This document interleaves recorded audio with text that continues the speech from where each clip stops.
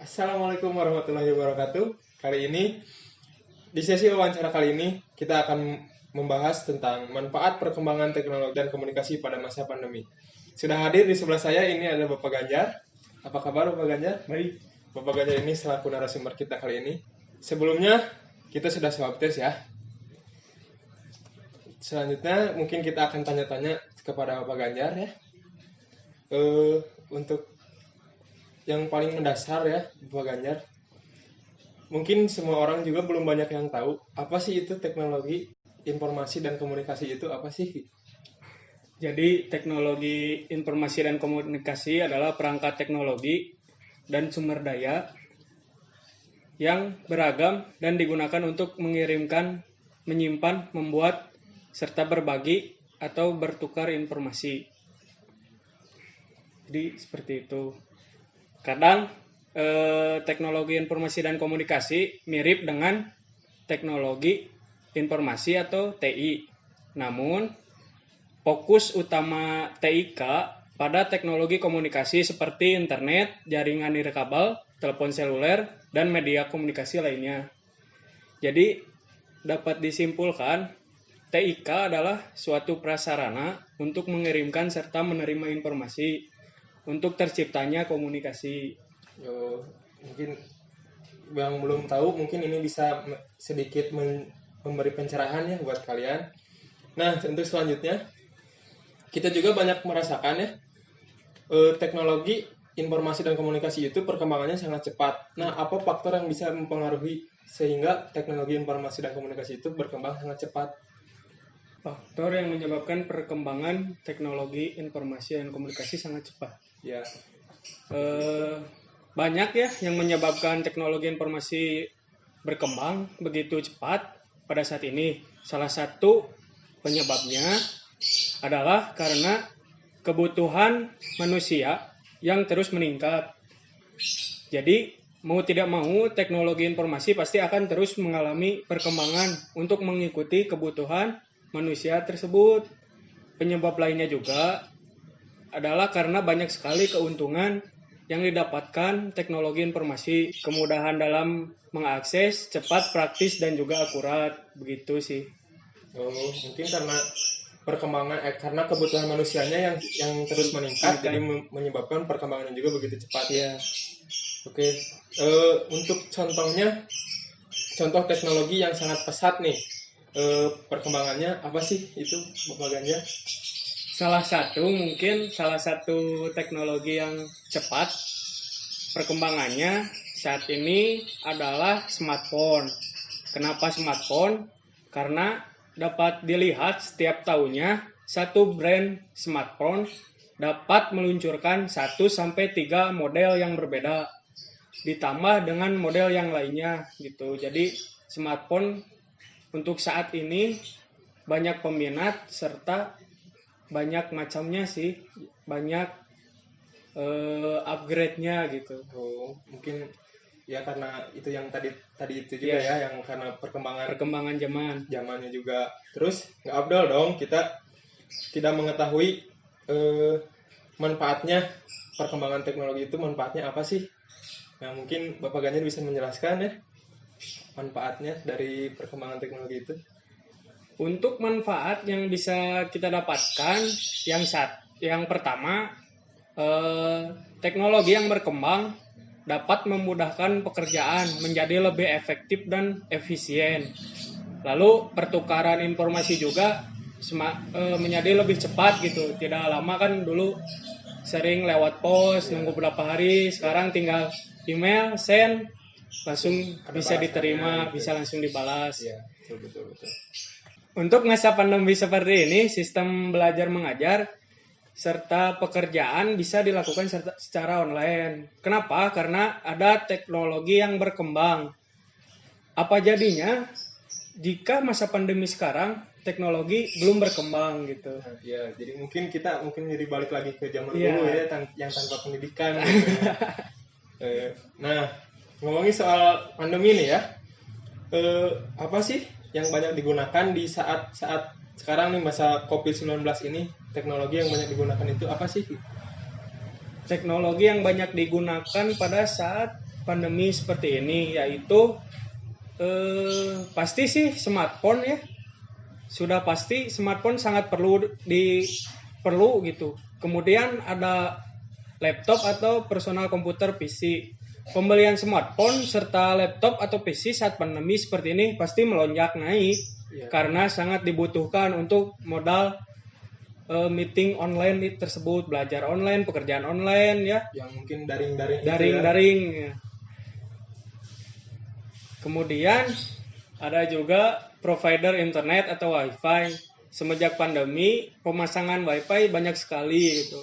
Karena work from home, semua masyarakat takut untuk keluar rumah. Jadi memasang wifi itu mungkin solusi yang tepat di saat pandemi sekarang. Oh begitu ya. Ngomongin wifi itu kan mungkin internet ya. Ya. Untuk menghubungkan kita ke jaringan internet. Nah, apa sih kelebihan menggunakan teknologi yang sudah bisa terhubung ke jaringan internet itu sih? Ya sudah pasti sih banyak kelebihannya. Pertukaran data, misalkan pertukaran data dan informasi jika melalui internet bisa sangat cepat. Contohnya sih sekarang banyak yang viral-viral.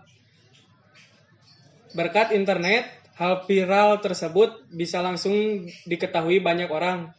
Lalu dapat mengakses segala hal untuk mendapatkan wawasan yang luas, karena makin tahu makin banyak ilmu juga gitu. Jadi kelebihan internet tuh sangat banyak sih. Bisa buat searching, buat belajar mengajar, daring meeting online pasti membutuhkan internet. Yang jelas mungkin lebih ke menambah wawasan kita ya. Ya, bisa menambah wawasan. Ya. Terus fungsi internet dalam perkembangan teknologi informasi itu apa aja sih? Mungkin bisa sedikit memberi penjelasan gitu. Fungsi internet ya. Jadi fungsi internet bisa dijadikan sebagai media pendidikan, komunikasi, serta sumber informasi. Bisa juga digunakan untuk pertukaran data gitu, yang sudah pasti bisa bisa digunakan sebagai pertukaran data yang sangat cepat. Bisa juga digunakan sebagai bisnis ya, karena kita di rumah terus ya sekarang, work from home, bisnis beralih juga menjadi di rumah seperti bisnis online. Walaupun sebenarnya sudah ramai dulu, tapi sekarang tuh jadi tambah ramai bisnis online. Kepraktisan bisnis online tuh mungkin menjadi hal yang banyak diminati. Jadi kita bisa diam di rumah, pesan barang tinggal sampai. Datang, gitu ya. Mungkin praktis ya. Praktis sekali. Karena untuk kepraktisan juga bisa. Nah, mengetahui internet mungkin kan dari segala sesuatu juga pasti ada aja gitu dampak negatif dan dampak positifnya. Nah, untuk dampak positifnya dari perkembangan teknologi ini bagi generasi muda ya tentunya, mungkin bisa memberikan sedikit penjelasan apa sih dampak negatif dan positifnya? Baik. Dampak positif ya, kita bisalah dampak positif bagi generasi muda, khususnya pada perkembangan teknologi, yaitu yang pertama sih dapat mencari informasi yang dibutuhkan secara cepat ya, tinggal membuka Google sekarang langsung searching. Apalagi langsung bukan keluar Google ya. Sekarang itu untuk kepentingan pendidikan sih saat ini sangat berguna sih positifnya. Lalu yang kedua ada juga dengan adanya e-learning untuk mengerjakan tugas secara online dapat memudahkan proses belajar mengajar para siswa. Bisa dikerjakan di rumah, di kafe, atau di mana saja gitu, jadi fleksibel. Lalu yang ketiga, dampak positifnya perkembangan teknologi yaitu sistem administrasi secara online di lembaga pendidikan gitu. Jadi kita bisa membayar uang SPP, uang perkuliahan atau uang apalah, sumbangan, bisa melakukan secara online gitu. untuk melakukan proses administrasi tanpa perlu mengantri di bagian administrasi. Iya, ya, betul, betul.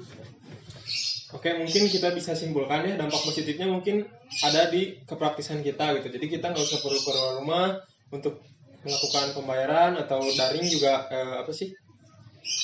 belajar daring juga. Jadi kita masih bisa dari rumah positifnya, dari rumahnya, dari rumah gitu. Nah, dari dampak positif mungkin kan ada aja nih dampak negatifnya. Apa sih dampak negatifnya dari kemajuan teknologi ini? Ya, kemajuan teknologi informasi dan komunikasi juga semakin mempermudah terjadinya pelanggaran terhadap hak asasi kekayaan intelektual atau HAKI. Karena semakin mudahnya mengakses data, maka menyebabkan orang yang bersifat plagiatis dapat mudah melakukan kecurangan. Misalkan dalam mengerjakan tugas ya, kita tinggal searching di mbah Google. Lalu setelah dapat yang kita cari, kita tinggal klik Ctrl C, Ctrl V ke Word. Nah, itu tuh merupakan kecurangan. Kenapa? Karena kita mengerjakan tugas tidak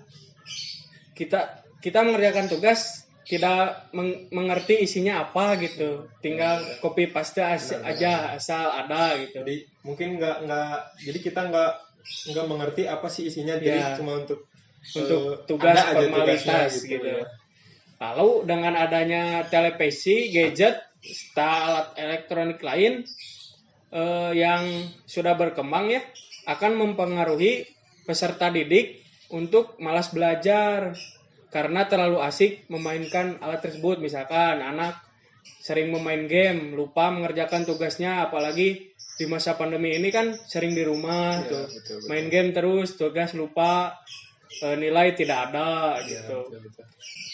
Ya, yang ketiga, dengan adanya akses internet dan isinya sudah berbagai macam informasi yang dibutuhkan, hal itu dapat menyebabkan kita malas untuk membaca buku, membaca referensi karena telah terpengaruhi oleh hal-hal yang instan.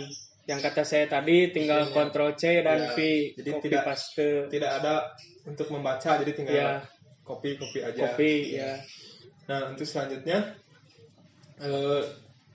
kan tadi membicarakan tentang masalah sekolah daring ya. Menurut Bapak Ganjar ini, dengan adanya pembelajaran daring, itu bisa membuat orang yang melakukan pembelajaran daring itu menjadi apa sih? Jadi orang yang melakukan pembelajaran daring itu membuat menarik ke orangnya dan asik ke orangnya enggak itu? Bisa membuat menarik, bisa tidak juga ya. Karena kenapa? Di daring ini kan kita di rumah, misalkan bangun jam 7, masih ngantuk, kita langsung daring belajar ya. Kadang membuat kita tidak menarik juga.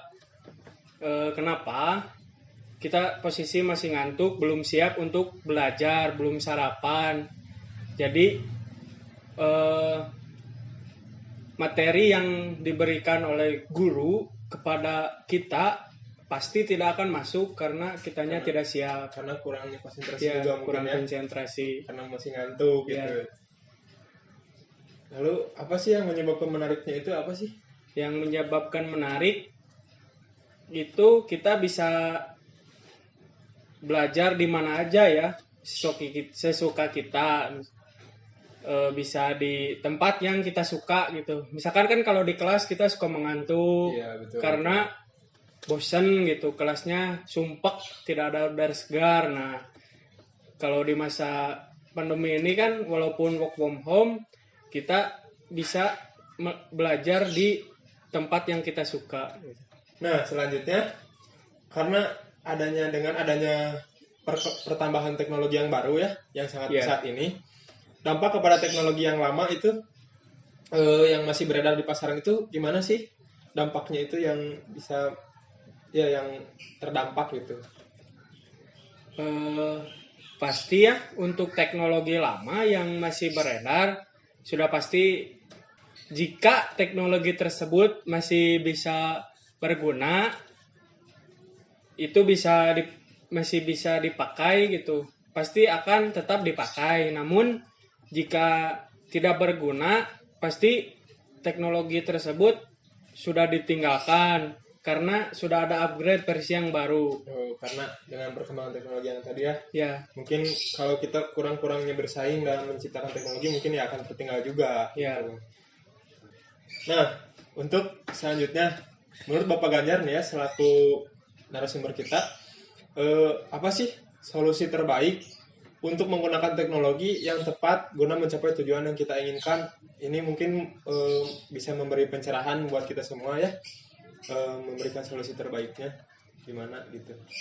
Jadi untuk solusi terbaik agar kita menggunakan aplikasi ataupun teknologi informasi komunikasi agar tepat dan berguna, yang pertama, gunakanlah untuk melakukan hal-hal yang positif, baik dalam hal pencarian informasi ataupun pengiriman data. Lalu gunakan pada waktu dan tempat yang tepat. Jangan misalkan kita fokus di HP, lagi makan HP terus, bangun tidur HP terus. Nah, itu tidak baik. Lalu gunakanlah sesuai kebutuhan. Misalkan anak kita masih SD, diberi laptop misalkan atau smartphone yang tidak pantas lah gitu, belum siap untuk dipakai anak SD gitu. Betul. Jadi Lalu minimalisir dampak pada tubuh, seperti halnya ponsel canggih yang kini banyak beredar, ternyata memiliki radiasi yang besar gitu. Jika diletakkan terlalu dekat dengan kepala ketika tidur, maka ketika tidur disarankan dengan HP itu jaraknya dengan tubuh kurang lebih 2 meter gitu, jangan terlalu dekat agar terhindar dari radiasi ketika tidur gitu. Ketika digunakan juga jarak pandang layar dengan mata jangan terlalu dekat gitu agar mata tidak rusak. nah, mungkin itu adalah solusi terbaik dari Bapak Ganjar ya. Ya, Yang pertama itu gunakan internet secara positif gitu, teknologi ini dengan positif gitu, jangan yang aneh-aneh. Terus sesuai kebutuhan juga, jangan kasih handphone kepada anak kecil gitu kan, itu belum saatnya gitu. Iya. Terus untuk kepada tubuh kita juga, hindari tidur dekat dengan HP ya, apalagi anak-anak sekarang ya, Bapak Ganjar suka sekali gitu tidur sambil mainan HP, terus pas ketiduran jadi HP-nya dekat, terus itu sangat berbahaya ya, karena radiasi yang tinggi itu tadi ya. Terus untuk memainkan HP juga jangan terlalu lama, itu bisa menyebabkan mata kering, lalu menyebabkan mata itu rusak gitu ya. Mungkin ini bisa menjadi pelajaran bagi kita semua ya, buat pengetahuan juga. Mungkin hanya segitu dari kami yang bisa ditanyakan. Terima kasih juga Pak Ganjar atas penjelasannya. sama-sama. Semoga bisa bermanfaat bagi kita semua. Amin. Terima kasih Bapak Ganjar. Assalamualaikum warahmatullahi wabarakatuh. Waalaikumsalam. Jangan lupa like, komen, dan subscribe untuk membangun channel kita. AdSense.